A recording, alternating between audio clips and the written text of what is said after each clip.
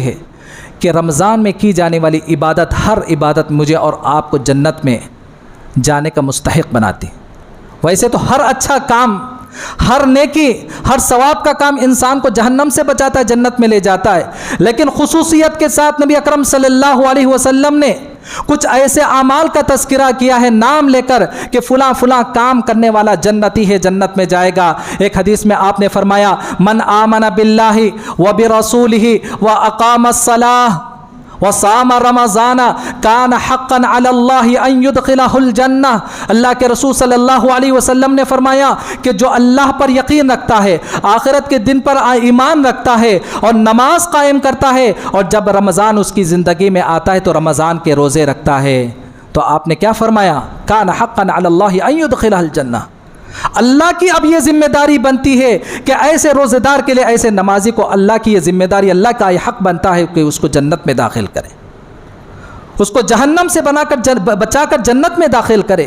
صرف جنت ہی نہیں بلکہ ایک روزے دار کو قیامت کے روز اللہ بڑے ہی اعزاز کے ساتھ، بڑے ہی تکریم کے ساتھ، بڑے ہی عزت کے ساتھ اللہ جنت میں انوائٹ کریں گے۔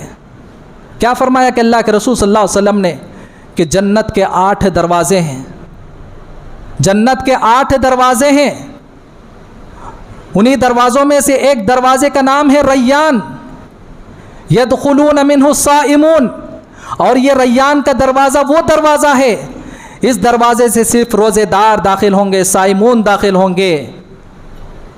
اور اس دن فرشتے اعلان کریں گے حشر کے میدان میں، این الصائمون، کہاں ہیں وہ روزے دار جو دنیا میں صبح سے شام تک بھوکے رہتے تھے اللہ کے خاطر، اللہ کے واسطے؟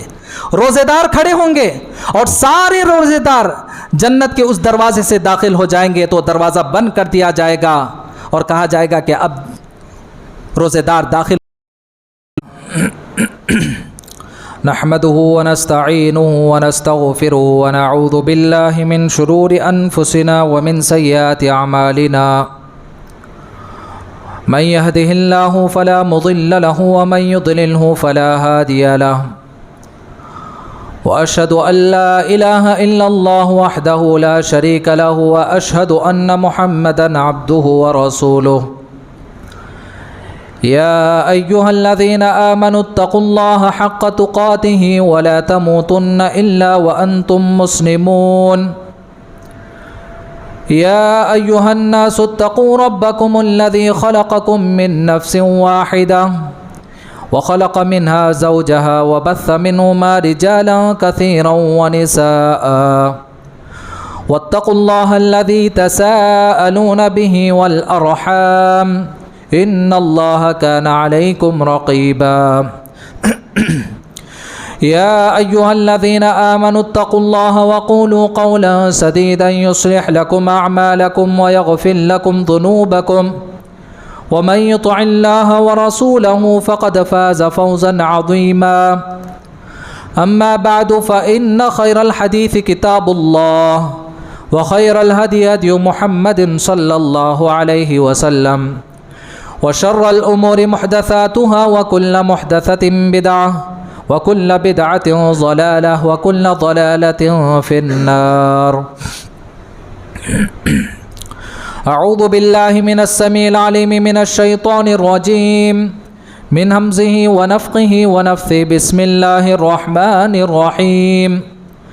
یوم نقول لجہنم هل امتلأت وتقول هل من مزید، وأزلفت الجنة للمتقین غیر بعید، هذا ما توعدون لكل أواب حفیظ۔ من خشی الرحمن بالغیب وجاء بقلب منیب، ادخلوها بسلام ذلك يوم الخلود، لهم ما يشاءون فيها ولدينا مزید۔ قال النبي صلى الله عليه وسلم، ونادى مناد يا باغي الخير أقبل وَيَا بَاغِيَ الشَّرِّ أَقْصِرْ۔ محترم حاضرین جمعہ، نوجوان ساتھیوں، پیارے بچوں اور پردہ نشین خواتین اسلام، ہر قسم کی تعریف، بڑائی، کبریائی، بزرگی، حمد و ثنا اس اللہ رب العزت کے لیے لائق و زیبا ہے جو اس سارے جہاں کا خالق، مالک، رازق، پالنہار ہے۔ اس کے بعد لاکھوں کروڑوں درود و سلام ہو اللہ رب العزت کے سارے ہی نیک بندوں پر، بالخصوص میرے اور آپ کے آخری نبی رحمت للعالمین جناب محمد مصطفیٰ صلی اللہ علیہ وسلم پر، جن کی محنت اور کوششوں سے آج ہم اسلام کے سائے میں زندگی بسر کر رہے ہیں۔ اللہم صلی علی محمد وعلی آل محمد کما صلیت علی ابراہیم وعلی آل ابراہیم انک حمید مجید، اللہم بارک علی محمد وعلی آل محمد کما بارکت علی ابراہیم وعلی آل ابراہیم انک حمید مجید۔ محترم حضرات، گزشتہ جمعہ آپ حضرات کی خدمت میں ماہ رمضان کی کیا خصوصیات ہوتی ہیں، آخر دیگر مہینوں کی طرح رمضان بھی ایک مہینہ ہی ہے، لیکن رمضان کو اللہ نے جو مقام عطا کیا ہے کسی اور مہینے کو مقام حاصل نہیں۔ اس کے پیچھے کیا خصوصیات ہوتی ہیں، یہ ساری باتیں گزشتہ جمعے آپ حضرات کی خدمت میں پیش کی گئی تھی۔ یاد دہانی کے طور پر آپ حضرات کے سامنے ایک اور مرتبہ ان تمام باتوں کا اعادہ کیا جا رہا ہے کہ گزشتہ جمعہ آپ حضرات کے سامنے بتایا گیا تھا کہ سال کے 12 مہینوں میں اللہ تعالیٰ نے جو رمضان کو جو مقام دیا ہے اس کی بہت ساری خصوصیات ہے۔ ان میں سے سب سے بڑی خصوصیت، یہ بڑی خوبی یہ ہے کہ رمضان کا مہینہ وہ مہینہ ہے کہ اس مہینے میں اللہ تبارک و تعالیٰ نے نہ صرف قرآن مجید کو بلکہ قرآن مجید کے ساتھ ساتھ قرآن سے پہلے جو بڑی بڑی آسمانی کتابیں اتاری گئی، ان تمام بڑی آسمانی کتابوں کے نزول کے لیے، ان تمام بڑی آسمانی کتابوں کے نازل کرنے کے لیے اللہ تبارک و تعالیٰ نے رمضان ہی کے مہینے کا انتخاب کیا تھا۔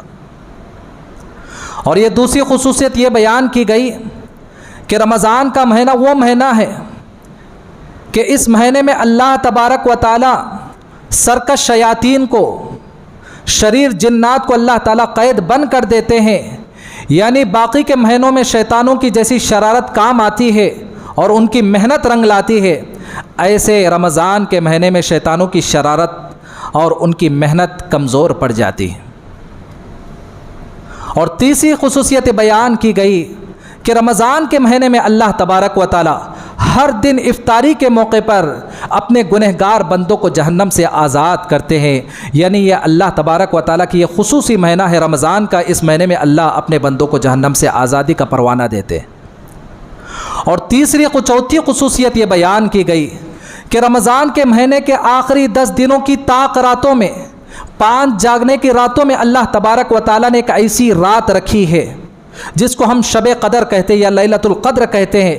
یہ وہ رات ہے کہ اگر کوئی آدمی حقیقی معنوں میں اس رات کو جاگ کر اس رات کو منا لے اور اس میں خوب عبادتیں کر لیں تو یاد رکھیں صرف اس ایک رات کی عبادت 1000 مہینوں کی عبادت سے افضل ہے۔ یعنی مطلب یہ کہ کوئی آدمی 80 پر 3 سال سے زائد عبادتیں کرتا رہے، اللہ کی بندگی بجا لاتا رہے، لیکن ایک رات اگر انسان پالے تو یہ ایک رات کی عبادت 1000 مہینوں کی عبادت سے افضل ہے۔ اور وہ خصوصی عبادت اور وہ خصوصی رات اللہ تعالیٰ نے اسی مہینے کے اندر رکھی۔ اور اسی طرح ایک 5ویں خصوصیت یہ بھی بتائی گئی تھی کہ رمضان کے اندر اللہ تبارک و تعالیٰ ایک چھوٹی عبادت کو بہت بڑی کر دیتے ہیں۔ جیسا کہ ایک واقعہ بیان کیا گیا کہ ایک صحابیہ نے اللہ کے رسول صلی اللہ علیہ وسلم کے ساتھ حج نہیں کیا تھا، تو آپ صلی اللہ علیہ وسلم کے پوچھنے پر صحابیہ نے کہا کہ اللہ کے رسول میرے پاس سواری نہیں تھی، میرے پاس اونٹنی نہیں تھی آپ کے ساتھ حج کرنے کے لیے۔ تو آپ صلی اللہ علیہ وسلم نے اس صحابیہ سے ام سنان رضی اللہ تعالی عنہا سے کہا کہ کوئی بات نہیں، اگر تمہاری زندگی میں رمضان آ جائے تو رمضان کے مہینے میں عمرہ کر لینا۔ رمضان کے مہینے میں جو آدمی عمرہ کرے گا نبی کے ساتھ حج کرنے کے برابر کا ثواب ہے۔ حالانکہ حج کہاں عمرہ کہاں، لیکن رمضان کی یہ خوبی ہے، برکت ہے کہ جو آدمی رمضان کے مہینے میں عمرہ کرتا ہے تو یہ چھوٹی عبادت بھی حج کے برابر، اور وہ بھی کس کے ساتھ؟ نبی کے ساتھ حج کے برابر کرنے کا ثواب ملتا ہے۔ تو یہ ساری باتیں آپ حضرات کے سامنے گزشتہ جمعے بیان کر دی گئی تھی تاکہ ہمارے زندگی میں جو رمضان کا مہینہ آنے والا ہے، اس رمضان کے مہینے کا تقدس، اس رمضان کے مہینے کی عظمت ہمارے دلوں میں بیٹھ سکے۔ آدمی جب تک کسی بھی چیز کی قیمت کو نہیں جانے گا، اس وقت تک اس چیز کی جو عظمت انسان اپنے دل میں نہیں بٹھائے گا۔ تو استقبال رمضان کے موضوع پر گزشتہ جمعہ یہ ساری باتیں آپ کے سامنے پیش کی گئی۔ ابھی الحمدللہ اللہ تعالیٰ کا بے انتہا شکر احسان ہے کہ اللہ تعالیٰ نے مجھے اور آپ کو زندگی میں ایک اور مرتبہ رمضان پانا نصیب فرمایا۔ کل رات ہم نے با جماعت نماز تراویح کی نماز ادا کی، اور آج ہم پہلے روزے سے گزر رہے ہیں۔ اللہ سے دعا ہے کہ جو ہم نے عبادتیں کی اور جو آگے عبادتیں کرنے والے، ہماری ان تمام ٹوٹی پھوٹی عبادتوں کو اللہ شرف قبولیت سے نوازے، آمین۔ محترم حضرات، آج کے جمعے کے خطبے میں بتانے جا رہا ہوں کہ رمضان جیسے مبارک مہینے میں کی جانے والی عبادتوں کی خصوصیات کیا ہیں۔ گزشتہ جمعے ہم نے رمضان کی خصوصیت خوبیوں کا تذکرہ کیا تھا۔ آج ہم جانیں گے کہ اس مبارک مہینے میں رمضان کی مبارک سعادتوں اور گھڑیوں میں اللہ تبارک و تعالیٰ کی کوئی آدمی عبادت کرتا ہے تو رمضان کی برکت کی وجہ سے ان عبادتوں کی خوبیاں کتنی بڑھ جاتی ہیں۔ چلیے میں چند چیزوں کا ذکر کروں گا۔ سب سے پہلی چیز یہ ہے کہ رمضان کے مہینے میں کی جانے والی عبادت کی پہلی خوبی یہ ہے، پہلی خصوصیت یہ ہے کہ رمضان کی ہر عبادت انسان کے لیے مغفرت اور بخشش کا ذریعہ ہے۔ میں اور آپ جو بھی عبادت کریں گے رمضان میں، چاہے وہ نماز پڑھیں، چاہے وہ روزہ رکھے، چاہے قرآن کی تلاوت کرے، چاہے وہ اعتکاف کا اہتمام کرے، ہر عبادت میرے اور آپ کے لیے بخشش کا ذریعہ ہے۔ میں اور آپ خطا کار ہیں، گنہگار ہیں، خطاؤں کے پتلے ہیں، قدم قدم پر مجھ سے جانے انجانے میں آپ سے جو گناہ ہو جاتے ہیں، لیکن یاد رکھیے اللہ تبارک و تعالیٰ نے ہماری زندگی میں ایک ایسا سسٹم رکھا ہے کہ بندہ اگر اخلاص کے ساتھ، نیک دلی کے ساتھ، نیک ارادے کے ساتھ ان تمام اعمال کو بجا لائے گا تو اللہ تعالیٰ ان اعمال کی برکت سے میرے اور آپ کے گناہوں کو خود بخود معاف کرتے رہیں گے۔ ان الحسنات یذھبن السیئات ذلک ذکری للذاکرین۔ اللہ قرآن مجید میں فرماتے ہیں کہ کچھ نیکیاں ایسی کہ جو انسان کے گناہوں کو میٹ دیتی ہیں، جو انسان کے گناہوں کے لیے بخشش کا ذریعہ بنتی ہیں۔ تو یہ رمضان کی خوبی ہے کہ رمضان میں کی جانے والی ہر چھوٹی بڑی عبادت میرے اور آپ کے لیے بخشش کا ذریعہ ہے۔ چلیے چند حدیثیں دیکھتے ہیں۔ اللہ کے رسول صلی اللہ علیہ وسلم نے سب سے پہلے رمضان کے روزوں کے تعلق سے فرمایا، من صام رمضان ایمانا واحتسابا غفر له ما تقدم من ذنبه۔ اللہ کے رسول صلی اللہ علیہ وسلم نے فرمایا کہ جو آدمی ایمان کی حالت میں، دین کی حالت میں، صحیح عقیدے توحید کی حالت میں، اور پھر اللہ تعالیٰ سے امیدیں باندھے ہوئے، اللہ تعالیٰ سے ثواب کی امید لگاتے ہوئے، اللہ تعالیٰ کے پاس بدلہ حاصل کرنے کی امید لگاتے ہوئے کوئی آدمی رمضان کے روزے رکھتا ہے تو اس کی کیا فضیلت ہے؟ غفر له ما تقدم من ذنبی۔ ذرا قربان دیکھیے اللہ کے رسول صلی اللہ علیہ وسلم نے کیا فرمایا کہ آپ نے فرمایا کہ رمضان کے روزوں کی برکت ہے کہ انسان کے سارے پچھلے چھوٹے موٹے گناہ معاف ہو جاتے ہیں۔ اور لگ بھگ یہ بات آپ صلی اللہ علیہ وسلم نے تراویح کے بارے میں بھی فرمائی۔ آپ نے فرمایا کہ من قام رمضان ایمانا واحتسابا غفر له ما تقدم من ذنبی۔ آپ صلی اللہ علیہ وسلم نے جہاں روزوں کے بارے میں فرمایا، ویسے ہی تراویح کے بارے میں بھی فرمایا کہ جو آدمی رات میں کھڑا ہوتا ہے اپنی نیند کی قربانی دے کر، اپنے آرام کی قربانی دے کر، اپنے وقت کی قربانی دے کر، اور اپنے ہر قسم کی خواہشات کی قربانی دے کر لمبی لمبی رکعتیں پڑھنے کے لیے کھڑا ہوتا ہے، قیام اللیل کا اہتمام کرتا ہے، تراویح کی نماز پڑھتا ہے، تو آپ نے فرمایا غفر له ما تقدم من ذنبی۔ یہ راتوں میں قیام کرنا بھی انسان کے لیے گناہوں کی بخشش کا ذریعہ ہے، گناہوں کی معافی کا ذریعہ ہے۔ اور پھر ایسی حدیث آپ صلی اللہ علیہ وسلم نے جاگنے کی راتوں کے بارے میں بھی بتایا۔ رمضان کے آخری 10 راتوں میں انسان 5 تاخراتیں جا کر 21، 23، 25، 27، 29 ان 5 تاخراتوں میں جا کر شب قدر کو تلاش کرتا ہے، قدر والی رات کو تلاش کرتا ہے۔ اس کی بھی یہی فضیلت آپ صلی اللہ علیہ وسلم نے فرمایا، کہا کہ من قام لیلۃ القدر ایمانا واحتسابا غفر له ما تقدم من ذنبی۔ کوئی آدمی رات میں جا کر شب قدر کی تلاش کرتا ہے، لیلۃ القدر کی تلاش کرتا ہے، غفر له ما تقدم من ذنبی، ایسے راتوں میں جاگنے والے کے گناہوں کو اللہ معاف کر دیتے ہیں۔ تو میرے بھائیو، رمضان کی بڑی بڑی عبادتیں آپ نے ملاحظہ کی کہ کوئی آدمی روزہ رکھتا ہے، کوئی آدمی قیام اللیل یعنی تراویح کا اہتمام کرتا ہے، کوئی آدمی رمضان کی تاخراتوں میں جا کر اللہ کی عبادت کرتا ہے۔ یہ ساری عبادتیں انسانوں کے لیے گناہوں کا کفارہ ہے، انسان کے گناہوں کے لیے مغفرت کا ذریعہ ہے۔ صرف اتنا ہی نہیں بلکہ ایک حدیث میں اللہ کے رسول صلی اللہ علیہ وسلم نے یہاں تک فرمایا کہ رمضان کی پہلی رات سے لے کر آخری رات تک، رمضان کے پہلے لمحے سے لے کر آخری لمحے تک سارا رمضان انسان کے لیے مغفرت ہے، سارا رمضان انسان کے لیے بخشش کا ذریعہ ہے۔ اسی لیے رمضان کے مہینے کو جہاں ماہ قرآن کہتے ہیں، قرآن کا مہینہ کہا جاتا ہے، ویسے ہی رمضان کے مہینے کو ماہ غفران بھی کہا جاتا ہے، بخشش کا مہینہ، مغفرت کا مہینہ۔ حدیث میں آپ صلی اللہ علیہ وسلم نے فرمایا الصلوات الخمس والجمعۃ الی الجمعہ والرمضان الی رمضان مکفرات ما بینہن اذا اجتنبت الکبائر۔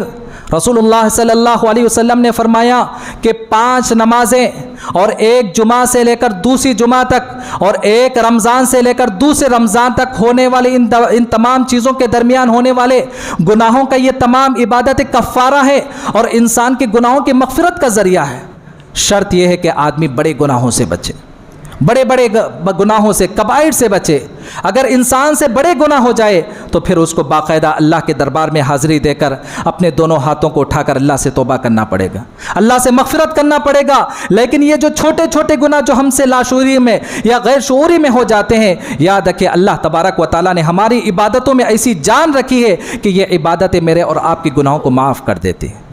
تو یہ رمضان کی عبادتوں کی پہلی خصوصیت ہے کہ میں اور آپ رمضان میں چاہے رات میں ہو دن میں ہو کسی بھی لمحے عبادت کرتے ہیں، یہ ساری عبادتیں میرے اور آپ کے لیے مغفرت کا ذریعہ ہے۔ اسی لیے کہا جاتا ہے کہ رمضان مغفرت کا مہینہ ہے۔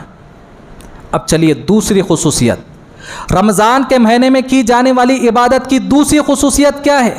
کہ رمضان میں کی جانے والی عبادتوں کی دوسری خصوصیت یہ ہے کہ یہ عبادتیں قیامت کے روز میرے اور آپ کے لیے سفارشی بن کر آئیں گے، میرے اور آپ کے لیے شفاعت کا ذریعہ بنے گی۔ میں اور آپ جانتے ہیں کہ قیامت کا دن کیسا ہولناک دن ہوگا، حشر کا میدان، ہر انسان کو اپنی پڑی رہے گی، کوئی کسی کا پرسان حال نہیں ہوگا، نفسا نفسی کا عالم رہے گا۔ ارے دنیا میں جو سب سے زیادہ محبت ہوتی انسانوں کے درمیان وہ کس کی محبت ہے؟ ایک ماں کے اپنے بچے سے محبت ہوتی، اور وہ بھی کون سے بچے کی محبت؟ جو اپنے چھاتی سے لگائی رہتی ہے، اپنے گود میں لیے رہتی ہے، جو اپنے بچے کو دودھ پلائے رہتی ہے۔ ایسے بچے سے ماں کو شدت سے شدید محبت ہوتی ہے۔ اس کی مثال دیتے ہوئے اللہ تعالیٰ قرآن مجید میں فرماتے ہیں کہ قیامت کی ہولناکیاں ایسے ہوں گی کہ ایسی محبت کرنے والی ماں اپنے اس دودھ پیتے بچے کو بھی چھوڑ کر بھاگ جائے گی۔ دنیا میں اس سے بڑھ کر جو ہے کوئی رشتہ نہیں ہے، اس سے بڑھ کر محبت کا کوئی ذریعہ نہیں ہے۔ اپنے دودھ پلانے والی ماں اپنے دودھ پلاتے ہوئے اس بچے کو ماں جو ہے قیامت کے دن کے ہولناکیوں کو دیکھ کر جو ہے بھاگ جائے گی۔ اللہ تعالیٰ نے یہ مثال دی ہے۔ لیکن ایسے نازک موقع پر میرے بھائیوں، اللہ تبارک و تعالیٰ میرے اور آپ کے اعمال میں سے کچھ اعمال کو سفارشی بننے کا ذریعہ بنائیں گے۔ ایسے نازک موقع پر ہر انسان کو اپنی پڑی رہے گی، ایک ایک عمل کے لیے ترس رہا ہوگا انسان، اگر ایک عمل بھی مل جائے تو میں جہنم سے بچ کر جنت میں چلا جاؤں۔ لیکن ایسے نازک موقع پر اللہ تبارک و تعالیٰ میرے اور آپ کے کچھ اعمال کو اللہ سفارش کی بنائیں گے۔ تو اللہ کے رسول صلی اللہ علیہ وسلم فرماتے ہیں القرآن والصیام یشفعان للعبد یوم القیامہ۔ رمضان کے 2 خصوصی عبادتیں، رمضان کے 2 خاص عبادتیں حشر کے میدان میں اللہ کے سامنے کھڑے ہو کر اس بندے کے حق میں سفارش کر کے اس بندے کے حق میں سفارشی بن کر آئیں گے۔ وہ 2 عبادتیں کون سی ہے؟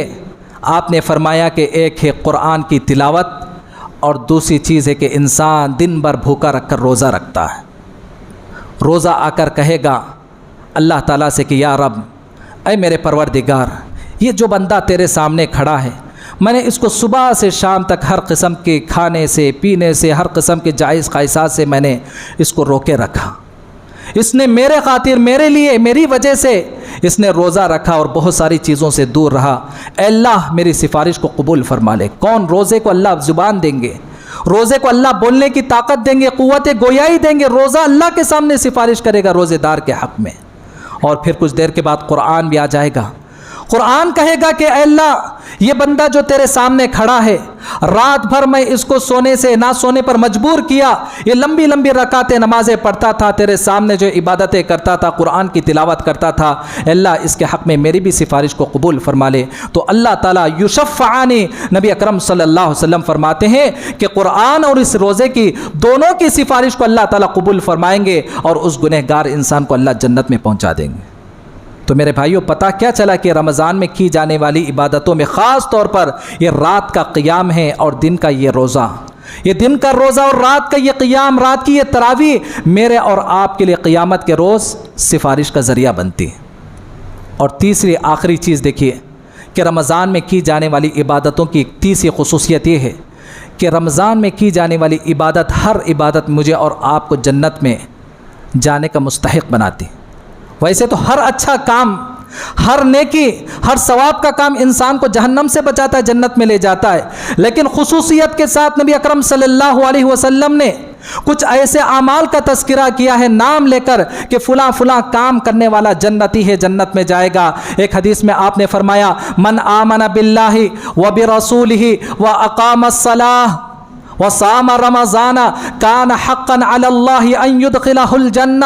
اللہ کے رسول صلی اللہ علیہ وسلم نے فرمایا کہ جو اللہ پر یقین رکھتا ہے، آخرت کے دن پر ایمان رکھتا ہے اور نماز قائم کرتا ہے، اور جب رمضان اس کی زندگی میں آتا ہے تو رمضان کے روزے رکھتا ہے، تو آپ نے کیا فرمایا؟ کان حقا علی اللہ ان یدخلہ الجنہ۔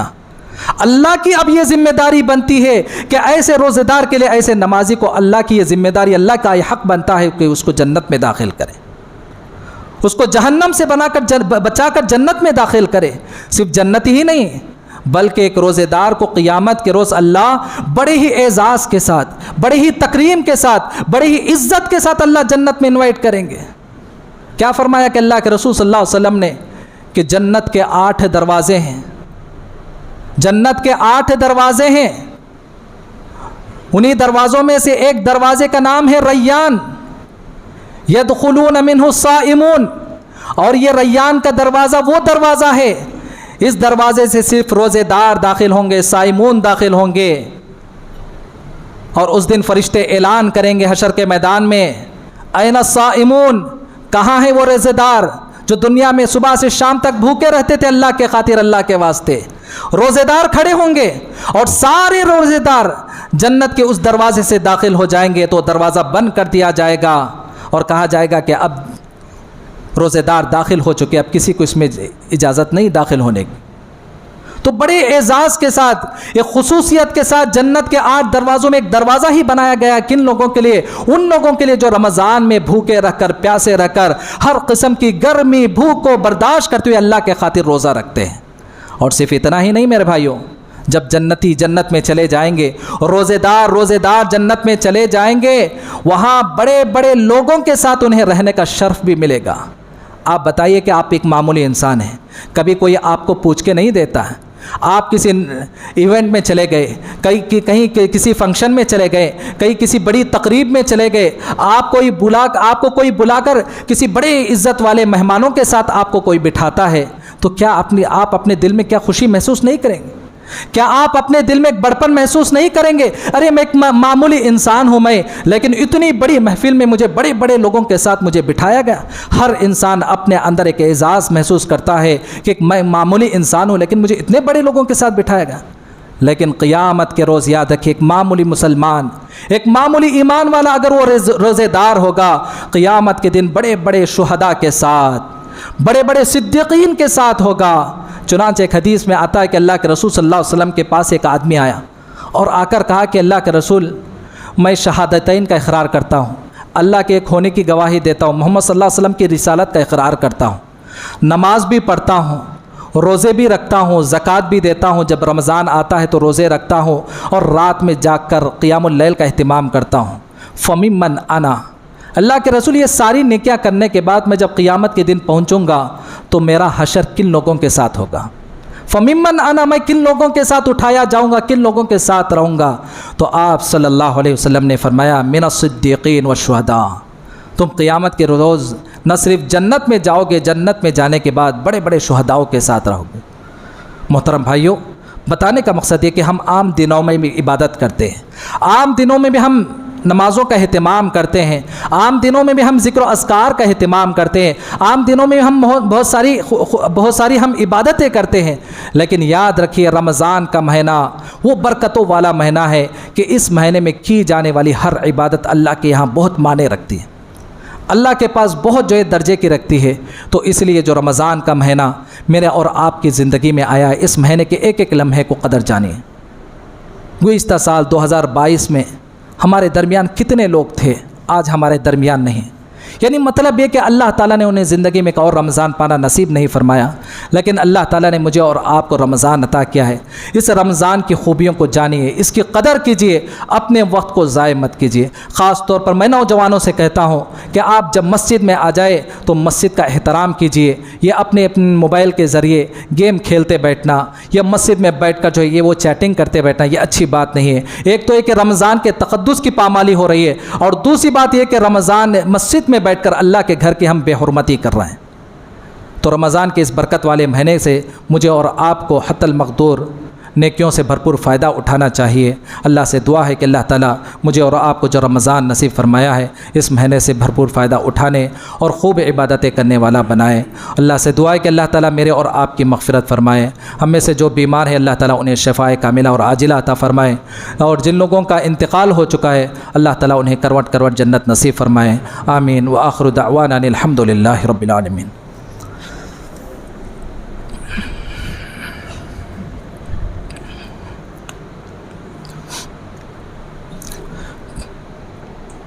ان الحمد لله نحمده ونستعينه ونستغفره ونعوذ بالله من شرور انفسنا ومن سيئات اعمالنا، من يهدي الله فلا مضل له ومن يضلله فلا هادي له، واشهد ان لا اله الا الله وحده لا شريك له، واشهد ان محمدا عبده ورسوله۔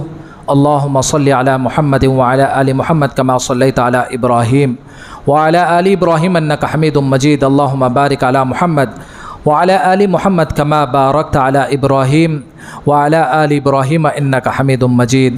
اللهم انصر من نصر دين محمد صلى الله عليه وسلم وجعلنا منهم، واخذل من خذل دين محمد صلى الله عليه وسلم ولا تجعلنا منهم، آمين۔ عباد الله رحمكم الله، إن الله يأمر بالعدل والإحسان وإيتاء ذي القربى وينهى عن الفحشاء والمنكر والبغي يعظكم لعلكم تذكرون۔